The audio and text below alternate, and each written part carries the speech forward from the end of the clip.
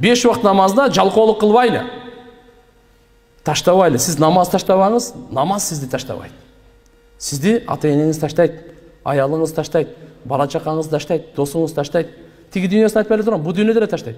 Сиздин денеңизден жан чыкты, ассаламу алейкум. Сизди баардыгы таштап коет. Сизге эч кимге керек эмес. Көп болсо бир жума ыйлайт, бир ай. Болду, ар кимдин өзүнүн тиричилиги бар. Бирөө балницага барыш керек, бирөө тойго барыш керек, бирөө эс алганга барыш керек, бирөө жумушка чыгыш керек, мамлекеттин ишине барыш керек. А сизде кабырда жатасыз, эч кимге кереги жок, сиз болду.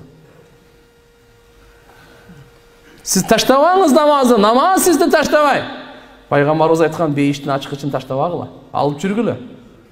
Эртеге сиз көзүңүз чачырап, эч ким сизге жардам бербегенде, намаз сизге жардам берет. Эң биринчи кыямат күнү биринчи намаздан сурак башталат. Намазыңыз жакшы өттү, бардыгы жакшы өтөт. Бул сизге пайда гана алып келет. Намаз сизди аркага тартпайт.